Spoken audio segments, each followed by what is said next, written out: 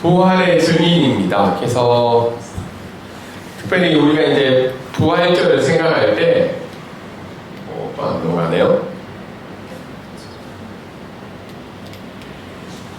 네, 다시 한번 해주시겠어요?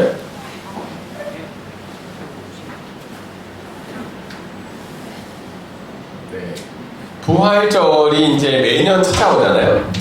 네, 부활절이 이제 매년 제가 넘어갑니다. 제가 만질게요. 부활주일이 매년 찾아오는데 여러분 생각할 때 부활절 생각하면 뭐가 생각이 많이 나요? 부활절? 네, 달걀이 많이 생각을 하죠.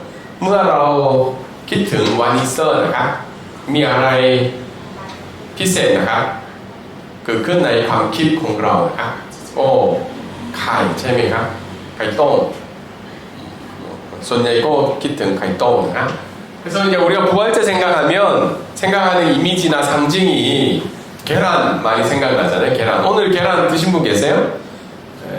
근데 계란 삶은 건 안 드셨죠? 삶은 거 먹었어요? 오늘 저희도 계란 삶은 걸 준비해야 될까 하다가 설교 말씀이랑 좀 연관이 있어서 일부러 준비를 안 했어요.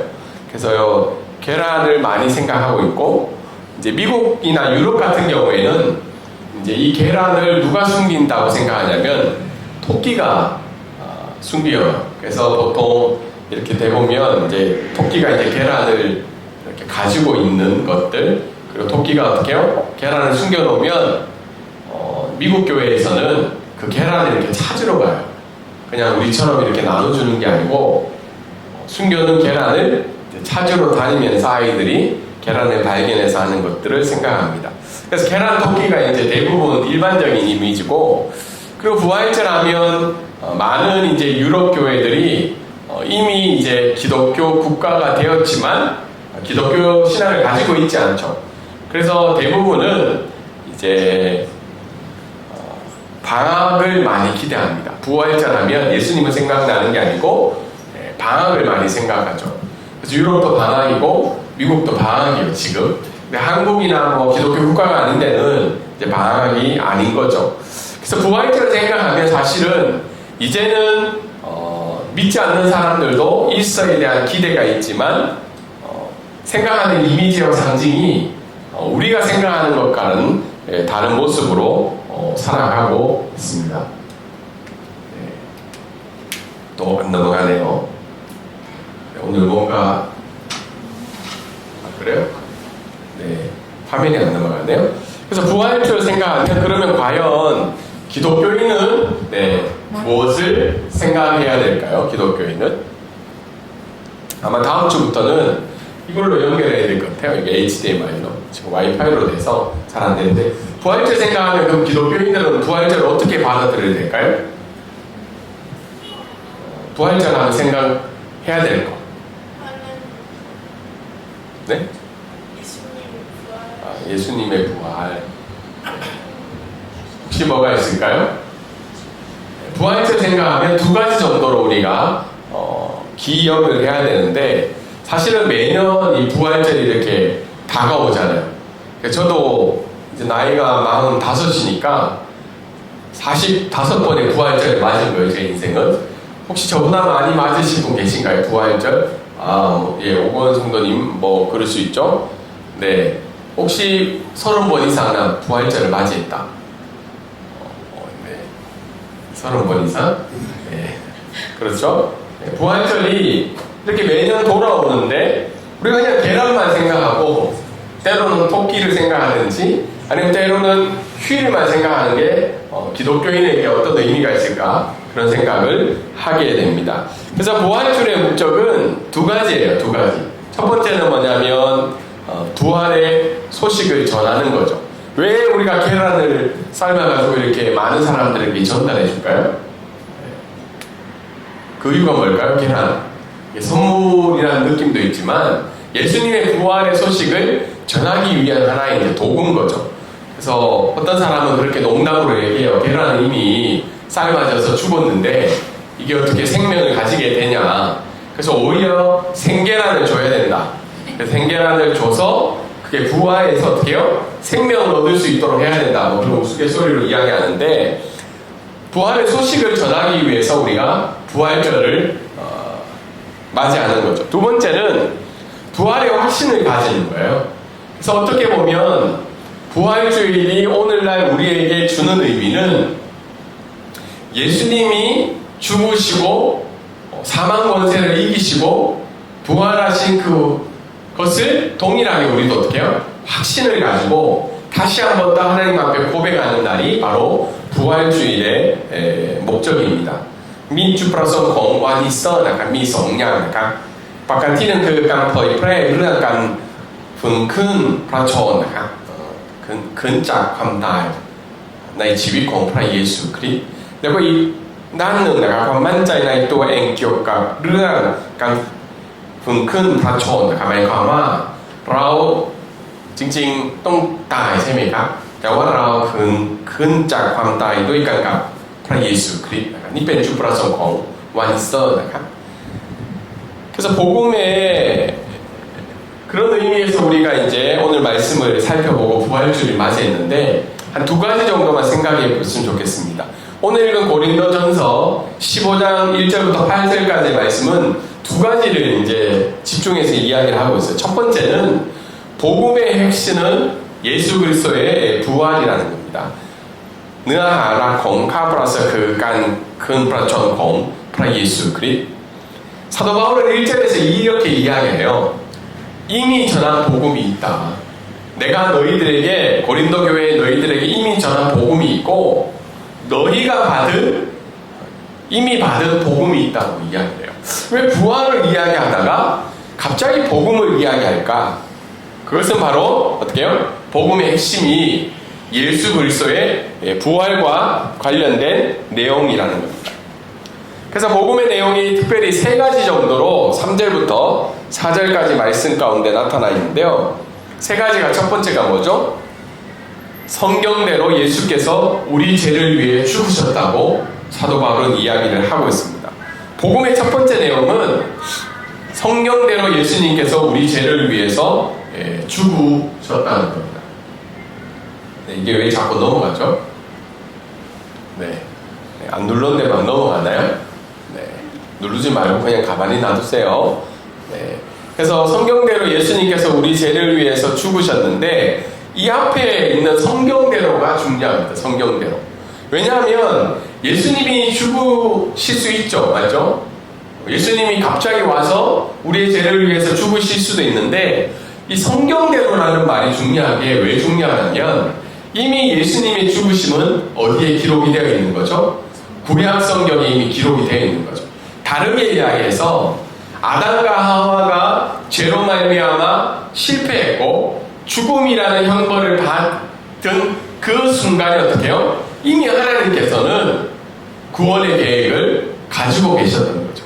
그래서 그 구원의 계획을 첫 번째 보여주셨던 것이 뭐예요? 예수님이 아니죠. 하나님께서 가죽옷을 입혀주죠. 아담과 하와에게 가죽옷을 입혀주시고 또 예언을 말씀하시기를 여자의 후손이 어떻게 해요? 뱀의 머리를 밟을 거라는 그 말씀으로부터 시작해서 시편과 여러 가지 말씀 가운데 이사야 말씀을 통해서 어떻게 해요? 예수님이 우리를 위해 죽으신다는 것을 예언을 하셨다는 거예요. 그 말씀대로 예수님께서 우리의 죄를 위해서 죽으셨다는 겁니다. 두 번째는 뭐죠? 복음의 내용이 장사 지낸 바 되십니다. 장사라는 말은 뭐죠? 뭐 물건 파는 일이 장사가 아니라 죽어서 어떻게 해요? 묘에 묻는 일들을 장사라고 이야기를 하죠. 왜 이 말씀을 기록해 놓았을까요? 뭐 장사 되었지 않냐? 다르게 얘기해서 이 말씀은 실제로 죽으셨다는 거죠. 왜냐하면 예전 시대만 하더라도 예수님이 죽으시고 부활하신 내용에 대해서 성경에 보면 헤롯이 어떻게 이야기하나요? 병사들에게 돈을 주어서 거짓 이야기를 하게 하죠. 예수님이 죽으셔서 부활하신 게 아니라 제자들이 어떻게 해요? 그 시체를 훔쳐갔다라고 이야기를 하죠. 시체가 없으니까 어떻게 해요? 이게 정말 죽었는지 살았는지 알 수 없는 사항이라는 겁니다. 세 번째는 뭐죠? 사흘 만에 부활하신 것. 여러분, 예수님이 언제 돌아가셨을까요? 금요일 저녁에 돌아가시고 주일 아침에 이제 부활하셔서 사흘이라는 단어가 나오고 있습니다. 그래서 사흘 만에 죽으신 것은 구약에 기록된 대로 어떻게요? 죄와 사망의 권세를 사흘 만에 이기시고 부활하셨다는 겁니다. 그래서 복음의 핵심은 예수 그리스도의 죽으심과 부활하심이라는 거예요. 죽으심과 부활하심. 그런데 이때 당시에 거짓된 복음들이 이미 전해지고 있었다는 거예요. 고린도전서에 왜 사도 바울은 복음에 대해서 다시 이야기를 하고 있냐면 그때 당시에 거짓된 복음이 교회 안에도 들어왔기 때문이죠. 세 가지 정도로 이야기하는데 첫 번째는 예수님의 죽음은 그냥 죄인의 죽음이라는 겁니다. 여러분, 예수님을 다르게 생각하면 로마 시민의 입장에서 볼 때, 유대인의 입장에서 볼 때 예수님이 메시아일까요? 아닐까요? 아니죠. 헤롯의 입장이나 로마 제국의 입장에서는 예수님은 어떻게 보면 반역자예요. 로마 제국의 반역자, 거짓 선동가. 그래서 예수님이 죽으신 것을 그냥 한 사람의 죄인의 죽음이라고 가치를 낮춰서 이야기를 하고 있습니다. 두 번째는 거짓된 복음을 이렇게 이야기를 했었어요. 죽지 않고 기절했다. 예수님이 십자가에 달려서 피를 흘리며 고통을 당했지만 어떻게 해요? 무덤에서 다시 살아나서 기절했다가 살아나서 도망갔다고 이야기를 하고 있습니다. 우리도 가끔 영화나 드라마 같은 거 보면 어떻게 해요? 죽을 것 같았는데 살아나는 경우들이 있죠. 세 번째 거짓된 복음은 부활이 없다고 이야기하는 거예요. 예수님 당시에도 이 이야기를 전했던 그룹이 바로 사두개인입니다. 그러니까 제사장의 역할을 맡았던 사두개인들이 부활을 믿지 않았어요. 그래서 사도 바울이 잡혔을 때 어떻게 해요? 부활의 이야기를 하면서 사두개인과 바리새인 서로 싸우게 되죠. 그리고 난 다음에 그 혼란의 틈을 타서 사도 바울이 도망을 가는 일들이 있었던 거예요. 성경은 가지고 있었지만 부활을 믿지 않는 사람들이 있었다는 거예요. 오늘날의 복음의 거짓 복음은 무엇일까요?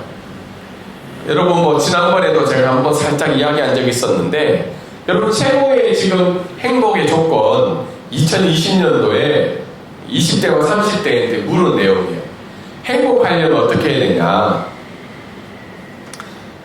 충분한 소득과 자산이 있어야 되는 게 30%입니다. 결국은 뭐예요? 돈이 있어야 된다는 거죠. 돈. 그런데 오늘날 교회 가운데 전해지는 복음이 뭘까요? 예수 그리스도의 죽으심과 부활하심으로 인한 기쁨을 이야기할까요? 아니면 오늘날 우리가 추구하는 그 행복의 조건을 맞춰가기 위해서 교회에서 지금도 이야기를 하고 있을까요? 여러분, 교회 오늘 예배드리러 온 이유가 무엇일까요? 물론 여러 가지 이유가 있죠. 이미 가족이라서 안 올 수 없는 사람들도 있고, 이미 오랫동안 이제 몇 달 동안 다가지고 피할 수 없어서 오늘 꺼이자매는 기도라서 안 올 수가 없었을까요? 우리 방문하신 찬희 자매님은 오늘 예배 드리러 오신 이유가 예배가 드려야 되니까 맞죠? 네, 그렇죠. 예배 드려야 되죠. 그런데 오늘날 우리가 교회에 오는 이유가 예배를 드리러 오고 말씀을 듣는 이유가 뭐죠? 죄와 사망에서 죽었던 우리를 위해서 죽으시고 부활하신 그 예수님을 향한 감사와 찬양의 이유만으로 우리가 여기 온다면 복음의 핵심인 부활을 받아들인 거죠. 그런데 그게 아니라 어떻게 해요? 나의 행복과 나의 기쁨의 조건을 이루기 위해서 우리가 교회에 온다면 그것은 복음이 아니라고 이야기를 하고 있습니다. 그래서 오늘 우리에게 질문을 던져봐야 될 게 뭐냐면 정말 우리에게 가장 기쁘고 복된 소식이 지금 무엇인가? 여러분에게 있어서 복음의 내용이 예수 그리스도의 죽으심과 부활하신 내용이 가장 기쁜 소식이에요.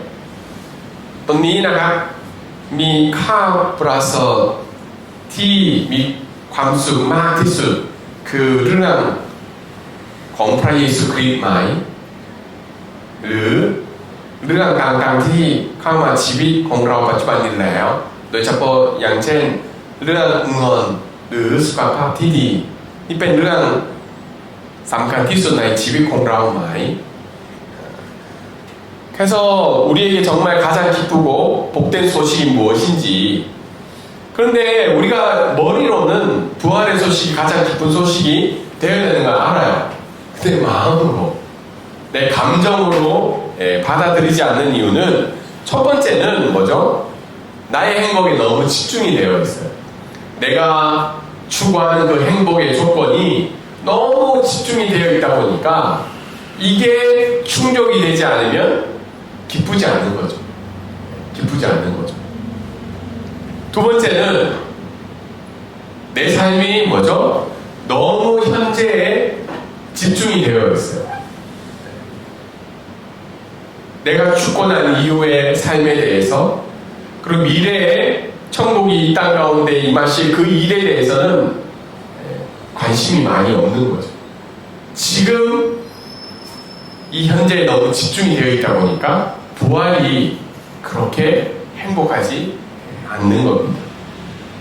세 번째는 뭐죠? 나의 현재 상황을 모르게 이게 뭐죠? 나의 지금 영적인 상태나 나의 실존적인 상태가 정말 부활이 필요한 상태인지 그것을 잊어버리며 살아갈 때가 있다는 겁니다. 요즘 좀 듣기 받아들이기 힘든 말 중에 하나가 그거죠. 너 괜찮지 않다. 옆에 사람 보고 혹시 너 괜찮지 않다라고 얘기하면 기분이 어떤가요? 네, 너 좀 괜찮지 않다. 네, 옆에 좀 보면서 괜찮지 않다. 너 좀 별로다. 군เป็นคนที่ไม่ดีในชีวิตของคุณนะฮะหมายความว่าคุณไม่ดีก็รู้สึกยังไงบ้างนะครับเมื่อได้ยินว่าฉันเป็นไม่ดีคงไม่ดีนะครับคุณรู้สึกยังไงบ้างนะครับดีใจไหมครับเห็นด้วยไหมครับเห็นด้วยไม่ได้นะครับแต่ในมุมมองของพระเจ้านะครับก็สภาพชีวิตของเรายังเป็นดีไหมครับไม่ดีนะครับไม่ดี그리고เราแสวงหาพระคุณของพระองค์ในทุกกรณีทุกๆเวลานะครับ 그래서 우리가 우리의 현재 상태에 대해서 인식이 없으면 이 부활의 소식이 부활의 내용이 그렇게 와닿지 않는다는 거예요. 그런데 오늘 첫 번째 말씀은 복음의 핵심은 뭐라는 거예요? 부활이라는 거예요. 부활. 오늘 우리가 기쁘고 감사하고 찬양할 수 있는 이유가 내게 어떤 조건이 해결이 되었기 때문에 내가 기도했던 내용들이 응답을 받았기 때문에 나의 미래가 보랏빛 향기로 바뀌어가기 있기 때문에 우리가 찬양을 드릴 수 있는 게 아니라 이 부활의 소식만으로도 우리가 오늘도 하나님께 찬양할 수 있다는 겁니다. 두 번째, 그러면 우리에게 부활을 허락하신 이유가 무엇일까? 두 번째는 우리가 부활의 증인이 되어야 된다는 겁니다. 증인. 5절과 8절 말씀 가운데 있는데요. 오늘 5절 8절에 사도 바울은 예수님이 자신을 보여주신 사건을 계속해서 기록을 하고 있어요. 5절에 보면 누구한테 보여줬다고 해요? 게바는 다른 말로 얘기해서 베드로죠. 그리고 12명의 제자, 그리고 나아가서 500명의 제자, 야고보, 모든 사도. 왜 이렇게 사람들의 이름을 일일이 거론하면서 이야기를 할까요? 그것은 바로 예수님 자신을 예수님의 제자에게 보여줬다는 것을 강조하기 위해서 이렇게 이야기를 하고 있는 거죠. 근데 8절에 보면 마지막으로 누구에게 보여줬나요? 이 편지를 쓰고 있는 사도 바울에게도 예수님 자신을 보여주신 거예요. 근데 예수님이 왜 보여주셨을까? 제자들이 믿지 않아서? 그런 것도 좀 있겠죠. 근데 예수님이 왜 부활하신 그 몸을 제자들에게 보여주셨을까? 11절에 나와 있죠. 그 예수 그리스도의 부활을 전하라, 전파하라고 보여주셨다는 겁니다. 가끔 우리는 부활의 소식을 나만 갖기를 원할 때가 있다. 나만 어떻게 해요? 예수님 믿고 천국 가기를 원하고 나만 예수님 안에서 행복하기를 원하지만 예수님께서 우리에게 보여주신 이유는 뭐예요? 다른 이에게 전파하기 위해서 주셨다고 이야기를 하고 있습니다. 그런데 예수님의 부활의 증인이 되려면 세 가지 조건이 만들어져야 돼요. 이것은 제가 그냥 네이버에서 찾아봤어요. 법정에서 증인이 되려면 세 가지 조건이 법률적으로 해당이 되어야 된다. 첫 번째, 증인은 뭐예요? 사건과 직접적으로 관련이 되어 있어야 증인을 할 수 있대요. 사건과 목격을 하든지 아니면 그 일에 어떻게 해요? 참여를 하든지 두 가지 중에 직접적으로 관련이 되어 있어요. 두 번째는 증인은 뭐예요? 신뢰성을 가지고 있어야 된다. 진실성. 그러니까 그 말과 그 증거가 어떻게 해요? 진실하고 신뢰성을 가지고 있어야 되겠죠? 그래서 보통 법원 드라마 보면 재판장님 이 증거물을 어떻게 해요? 채택하여 주세요. 그러면 이제 재판장이 그 사안을 보고 어떻게 해요? 신뢰성이 있으면 그걸 받아들이고 신뢰성이 없으면 어떻게 해요? 거부하죠. 그리고 셋째는 뭐예요? 증인은 정당한 허가를 받아야 돼요. 다르게 이야기해서 어떻게 해요? 법원이나 아니면 재판장의 허락을 받고 증인을 할 수 있다는 겁니다. 그럼 이 증인의 조건을 살펴볼 때 첫 번째 우리는 복음의 증인이 되기 위해서는 뭐가 되어야 된다는 거예요? 먼저 그 예수 그리스도의 복음을 받아들인 사람이 돼요. 그러면 이렇게 얘기할 수 있죠. 예수님, 저는 그 부활 사건 현장에 없었고 예수님의 부활을 보지 못한 사람인데 내가 어떻게 증인이 될 수 있습니까? 라고 이야기할 수 있죠.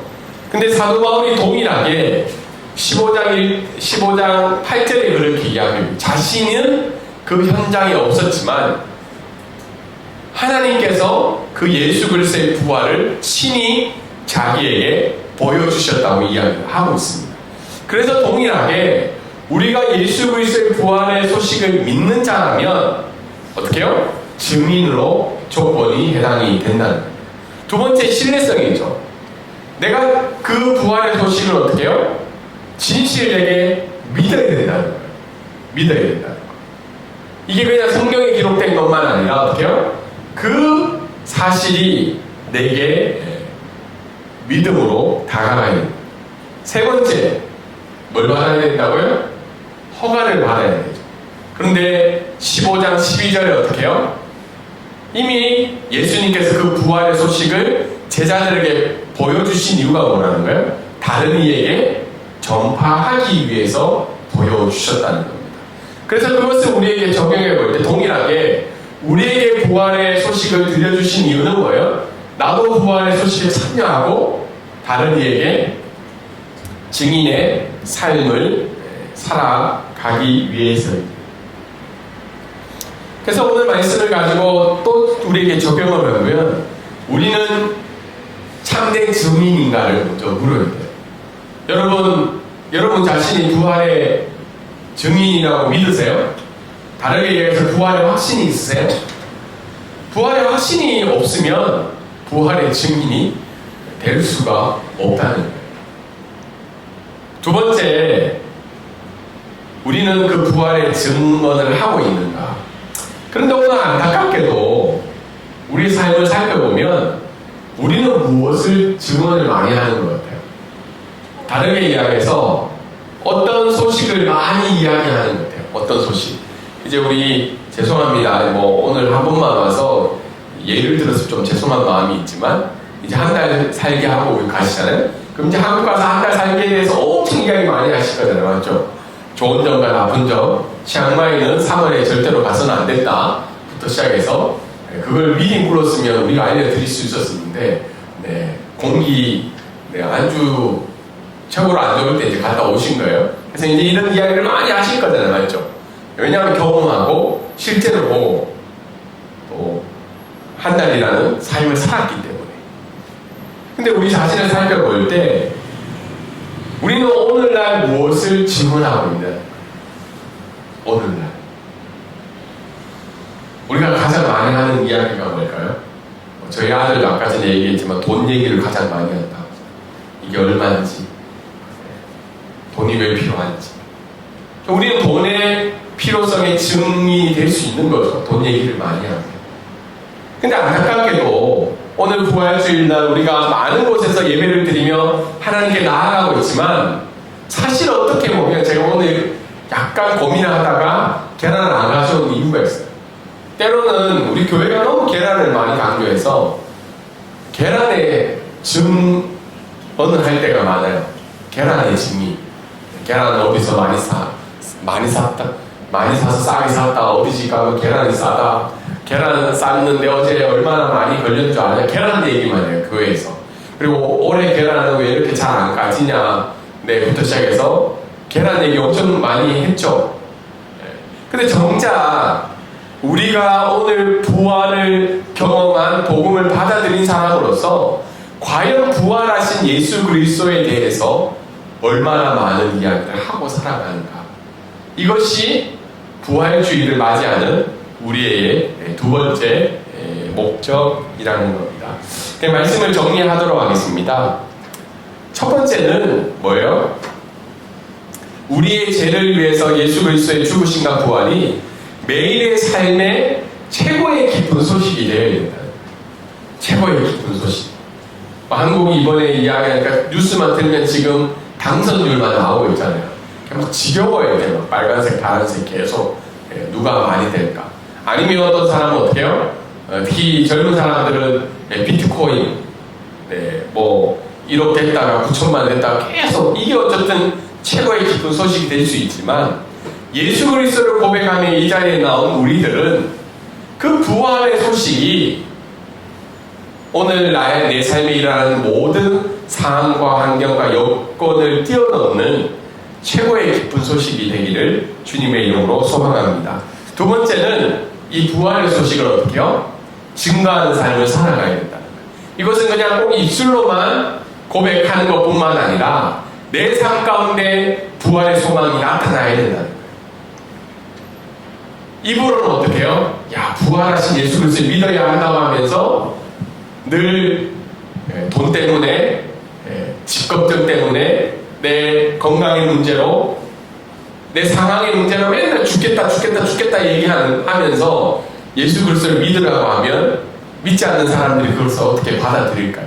그런데 내 삶을 보기에, 다른 사람이 보기에 전혀 행복할 것 없는 그 삶이라 할지라도 내가 부활의 소망을 믿고 내 삶 가운데 감사와 찬양의 입술의 고백들이 날마다 흘러넘친다면, 그리고 예수 그리스도의 사랑을 다른 이에게 전하는 삶을 보여준다면 우리는 예수 그리스도의 증거하는 삶을 살아갈 수 있다는 겁니다. 이 시간 우리 자리에서 다 일어나서요, 우리 적용 찬송 하나님께 드리도록 하겠습니다.